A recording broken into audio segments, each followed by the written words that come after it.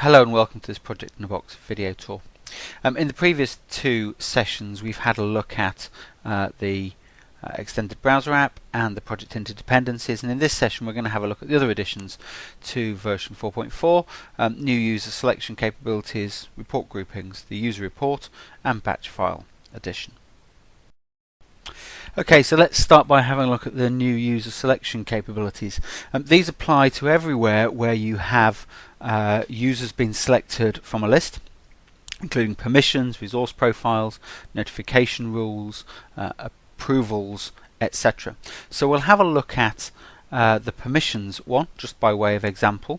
So if I come to the permissions for this project, manage project permissions, and we can see down here we have our user list. Now obviously we can select our users normally by clicking on them, or control double clicking, etc., or we can do a shift click to select a large group in one go.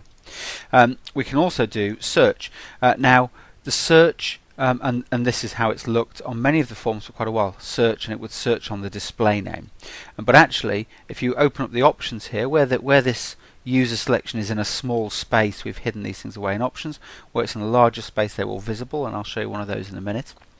So in the options here we can choose what we're going to display in the field and also what we're going to search on. So let's search on email, and we'll also display email like that. So we can see now the display name plus the extra field, and if I search for everything with test like that, it'll return me every user, which includes the term test within their email address. So let's just go back and try something different. We'll have a look for role, and we'll display role. And that we don't have any users with role with test in their role. But if we look for PM, we find a number with PM. Now the idea here is that the role information that we're storing against the user can be used to tag various fields. So here we can look for PM, and it finds all the people that are PMs. And if I were to look for UK, I could find all the ones that were UK. Now I can also look for combinations of things and or things as well. So really useful for finding the particular things you're interested in here on the in that role field. Now this is to say in a compressed space where we've had to hide the options away. If we go instead to a form where we see all of those, such as the create notification. So I'm going to do notification, it's going to be sent to me, but it's also going to be sent to other recipients here. And here you'll see, well, we've got a bit more space in the form. We can have these display and search fields set up here, so we can do exactly the same thing again, switch to role and look for that sort of information for people. So going to be the same everywhere, and that's going to be really useful because you can start to find the people that you're interested in much easier when you've got long lists of users in the system. So the next thing we're going to have a look at is report groupings. When we come to our reports, we want to create a report. We can either use the one that we used last time, we can either manually go through and set these all up, switching on and off the items we want, or we can load standard reports and specifications. So we've got a load here, and they now have this, rather than just the name, because people were putting very long names in to explain what the reports were, we've got a category and a description, and you can order by these and come and get the information that you want. So when you're creating or saving a new one, you can give it a category, give it a description, and then you can come and find the ones that are relevant with a bit more useful information for you there.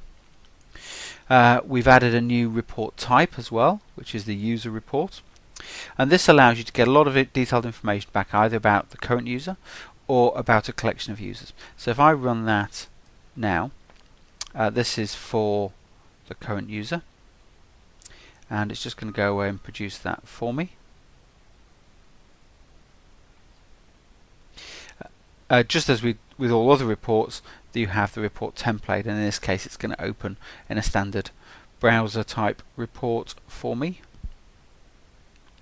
And we're going to see lots of detail about me, number of portfolios and projects I'm involved in, number of files associated with those, file size, my last login, dates and times, which portfolios, which projects as lists, etc. All the files associated with me and totaling up.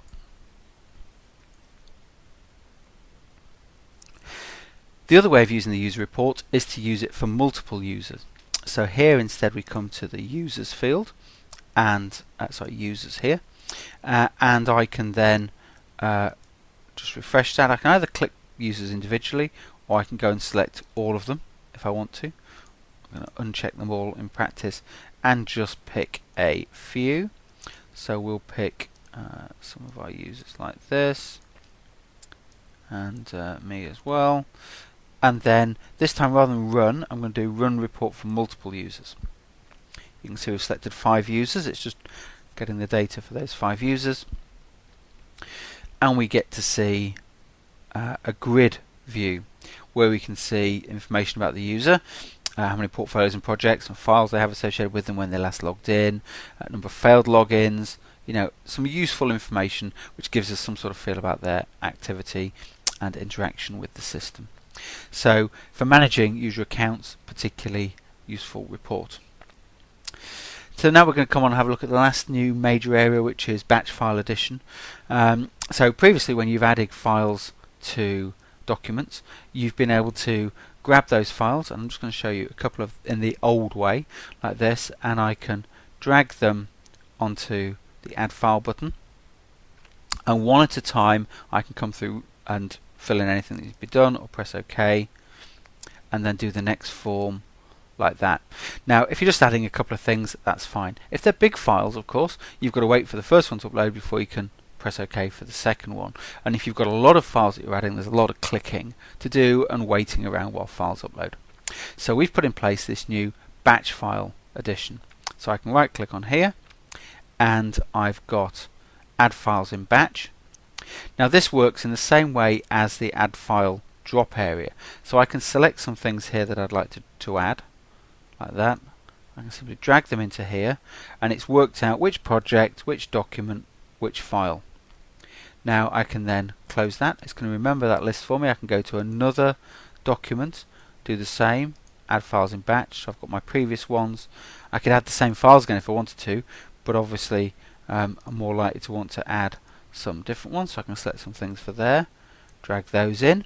That's all set up. In fact, I can move between different projects if I want to as well, and it's going to store all that information for me. If I do want to give descriptions and renames, I can put things in and prepare all that here for that information for my files, and then I can close it down. And when I'm ready to actually come and do my my upload, I can then do start upload now, and it will rattle through all those for me. So that means I can prepare a large batch of uploads, and then when I'm ready, I just run it. So I can go off and have my lunch, and it will go through and put all that information in for me, or leave the office in the evening and it will upload loads of things for me as well. We'll just see that happening. There we are. It's gone through all those nice and quickly. They weren't particularly big files, and they're all now in here. We refresh, we'll see all that information added. Really nice feature for people dealing with large volumes of data and documents in their projects. Okay, so that was the third and final video. If you missed the earlier ones, go back and have a look at the new features in the browser app or project interdependencies. Those are all the new features in version 4.4. Thank you very much.